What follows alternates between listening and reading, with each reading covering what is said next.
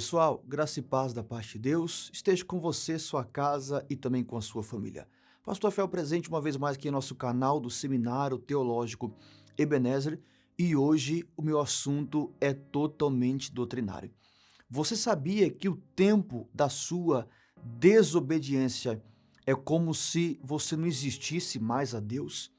É como se os relatos espirituais seus fossem apagados?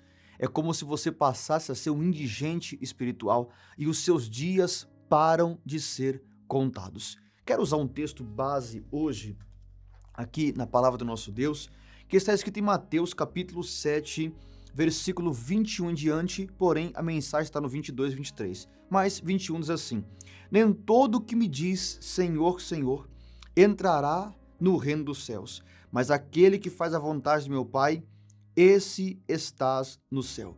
Muitos me dirão naquele dia. Observe e veja o texto. Muitos me dirão naquele dia: Senhor, Senhor, não profetizamos nós em teu nome? E em teu nome não expulsamos demônios?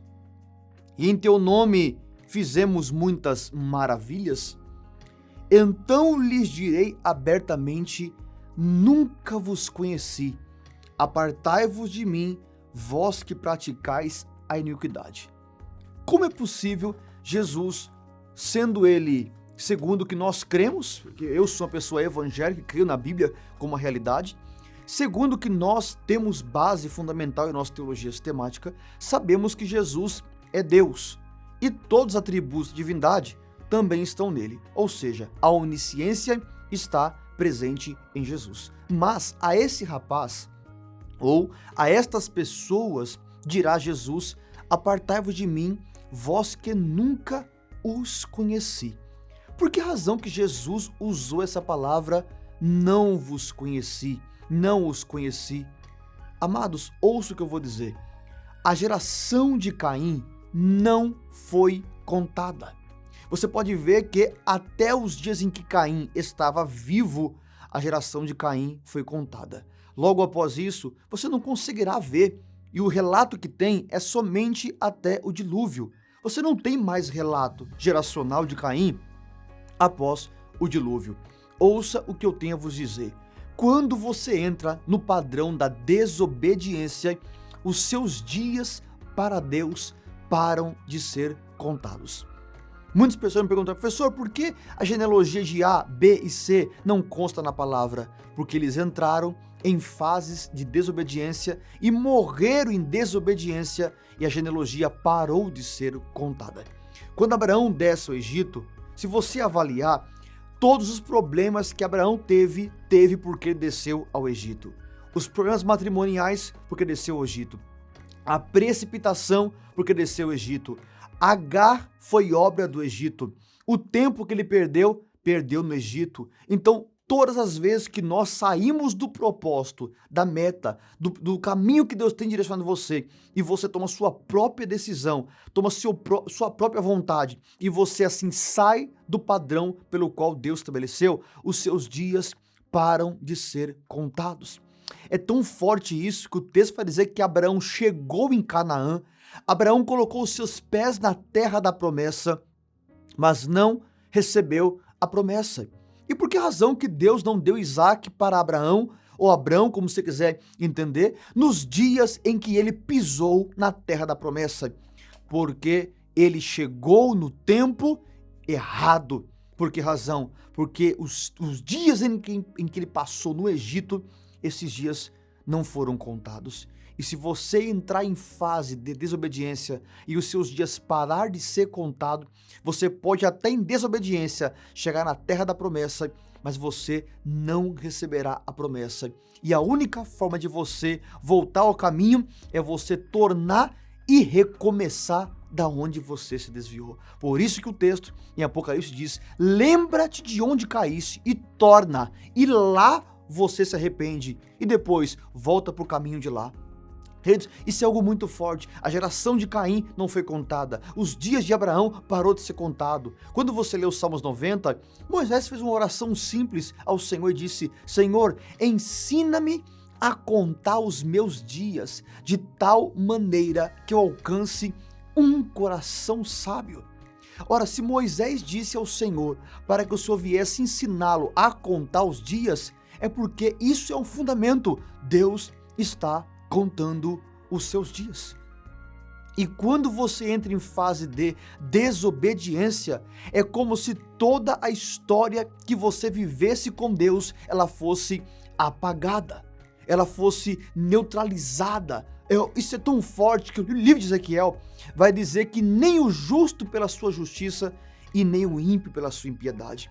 E o texto vai dizer assim, Ezequiel 18 ou 33, se não falei a memória: se o justo vier a pecar e prevaricar contra mim, a sua justiça será apagada, e não será salvo pela sua justiça, mas condenado pelo seu ato atual. Essa é a prova de que você pode passar 30, 40, 50 anos na presença. E se você vier a desviar-se, o Senhor foi claro e disse em Ezequiel que essa justiça será apagada, e o Senhor não considerará a obra que você fez no passado pela sua desobediência atual. Muitas pessoas estão se apegando, mas eu já orei, mas eu já jejuei, mas eu já fiz a obra, e hoje? O que é que você tem feito? Então, se você está hoje em atos de desobediência, saiba de uma coisa, que todo o seu passado de temor, obediência, fidelidade, submissão, não existe mais nos relatos espirituais. A palavra é clara em dizer que assim como o Senhor não se lembra do pecado do ímpio, quando ele vem a se arrepender, também não se lembrará da justiça do justo se ele vier a pecar. Amados, isso é algo tão poderoso e tão forte que eu quis dizer, é que é mais fácil um ímpio ser salvo do que um justo que está na presença. Como assim, professor? Porque o texto vai dizer que se o Senhor não se lembra da injustiça do ímpio por um ato de justiça, então, o ladrão da cruz, ele veio cometendo atos de injustiça e por um único ato de justiça, ele foi salvo. Judas foi cometendo atos de justiça, mas por um ato de injustiça, ele se autocondenou. Então, olha a profundidade desse assunto. Deus não vai considerar os seus 30, 10, 15, 20, 50 anos de fé se você vier a se desviar. É apagado toda a justiça que você cometeu, e se a pessoa vier a morrer nesse ato de injustiça, ela é condenada pelo ato de injustiça, e todo o tempo da obediência não há relatos no céu. Aí eu entro agora no texto pelo qual eu quero falar com vocês. Jesus disse: muitos me dirão, Mateus 7:22, muitos me dirão naquele dia: Senhor, Senhor, não profetizamos nós em teu nome? Quer dizer, ele profetizou quando estava na obediência, mas depois ele praticou a iniquidade. E disse mais: Senhor, em teu nome não expulsamos demônio enquanto estava na obediência. Em teu nome não fizemos nós maravilhas? Então veja, Jesus disse: eu lhes direi abertamente: apartai-vos de mim, vós que nunca conheci e praticais a iniquidade. Como assim? Nunca os conheci, porque os relatos espirituais de uma vida cristã são totalmente apagados quando essa pessoa entra em atos de desobediência. Agora eu quero chamar a sua atenção e dizer a você: não caia nessa besteira de que uma vez salvo, eternamente salvo. Cai fora dessa doutrina, porque você pode perder a sua salvação. Ouça o que eu vou dizer: você vai arriscar a eternidade por causa de meia hora de prazer na carne? Por causa de uma voltinha no mundo? Ei, Deus não vai considerar seus atos de justiça se você praticar a injustiça. Olha depois que Jesus disse: todo aquele, pois, que escuta estas minhas palavras e as pratica, então não basta ser ouvinte, tem que ser praticante. Pedro disse: não sejais ouvintes esquecidos. Muitas pessoas vêm para a igreja, sentam, ouvem, mas nem todos escutam.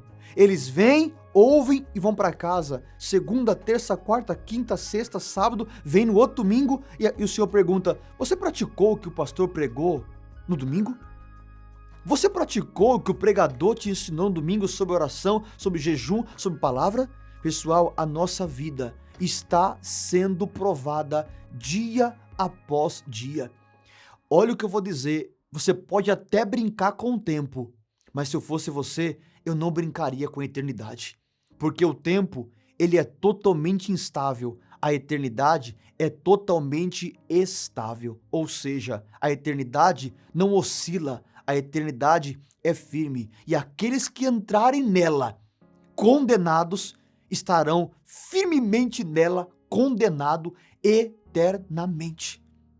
As pessoas não têm ideia do que é a eternidade. Olha o que Jesus disse, aquele que ouve as minhas palavras. Coisa linda isso aqui, aleluia. E as pratica, assemelhá-lo-ei, disse ele, assemelhá-lo-ei ao homem prudente. Não tem as virgens loucas e prudentes, também tem os homens loucos e prudentes. Pode ver. Ao homem prudente que edificou a sua casa sobre a rocha. Desceu a chuva, correram os rios, assopraram os ventos e combateram aquela casa, e não caiu, porque estava edificada sobre a rocha. E aquele que ouve estas minhas palavras e não as cumpre, compará-lo-ei, ele já não está assemelhando, compará-lo-ei ao homem insensato, tá vendo? Ao homem louco, que edificou a sua casa sobre a areia. Desceu a chuva, da mesma forma do outro. Correram os rios, da mesma forma do outro. Sopraram os ventos e combateram aquela casa, a mesma forma do outro. E o texto vai dizer, e caiu, e foi grande a sua queda. Queridos, esse dia meu pastor falou uma coisa, e meditando nesse aspecto, isso é algo muito real. Ouça o que eu vou dizer. Quando nós lemos esse texto, a impressão que dá é que são dois tipos de solo, mas na verdade é o único solo, porque dificilmente você encontrará rocha na superfície. A maioria das vezes as rochas estarão na terra, ou seja, quando você edifica sua casa sobre areia, é porque você está na superfície. E quando você busca a rocha, é porque você está na profundidade. Por que razão que aquela casa não ficou de pé quando soprou o vento, desceu a chuva, correram as águas e bateram? Sabe por que razão? Porque aquela casa estava na superfície. Areia é algo superficial, rocha é algo de profundidade. Então não adianta você querer ser salvo se você vive uma vida de superficialidade. Que mensagem poderosa! Isso aqui é um único ambiente, um superficial e o outro profundo. O primeiro homem foi chamado prudente. Por que razão? Porque ele não se contentou com os fragmentos de rocha, ou seja, a areia é fragmento de rocha. Ele buscou a própria rocha, ou seja, ele alicerçou a sua casa na profundidade. E as pessoas que estão no superficial, pecam no superficial, desobedecem no superficial, elas se sentem salvas. Aqui está o maior juízo das pessoas que dirão, Senhor, Senhor, em teu nome não profetizamos? Por que razão? Porque elas se autoconvencem que estão perdoadas. Elas pecam, falham e dizem assim, eu vou lá, peço perdão a Deus, está tudo resolvido. Ei, quero perguntar a você, o seu assunto com Deus está realmente resolvido? Ou você se autoconvenceu que você está perdoado? Você já recebeu os sinais do perdão? Já recebeu os sinais da conversão? Já recebeu os sinais de uma vida transformada? Querido, querida, ouça o que eu estou dizendo a você. Não se convença na superficialidade. Viva a realidade na profundidade. Porque você pode dizer naquele dia, Senhor, mas eu não profetizei? Dom de profecia. Eu não expulsei demônio, até tinha autoridade. Não operei maravilha, dom de maravilha. Uma pessoa que só se apresentou com os dons e o Senhor vai dizer, onde está o fruto? Porque o dom te revela, o fruto te molda. Não adianta você se apresentar diante do Senhor com os seus dons. Ele quer o fruto, amor, paz, longanimidade, bondade, mansidão e assim vai. Porque o fruto molda você internamente sem ninguém te perceber e o dom te revela em público. Não adianta você achar que só porque você profetiza, expulsa demônio e opera maravilha, você está salvo. E eu finalizo hoje minha palavra: não se autoconvença só pelos dons que Deus te deu. É o fruto que vai moldar de dentro para fora e não de fora para dentro. Eu deixo hoje essa mensagem ao seu coração: profundidade ou superficialidade? Será que você realmente está salvo? Pensa, busque sinais da sua conversão e eu espero que naquele grande dia estaremos todos juntos na presença do Senhor, louvando-o e glorificando-o eternamente. Pessoal, vou eu ficando por aqui, convidando você a se inscrever em nosso canal, ativar os sininhos para notificação e enviar esse link para que mais pessoas sejam abençoadas com essa palavra. Para e pensa, será que não tem alguém se autoconvencendo, precisando ouvir essa mensagem para buscar o real ou a real conversão em Cristo Jesus? Deus te abençoe. Até o próximo vídeo, em nome de Jesus. Grande abraço. Fique na paz. Até a próxima.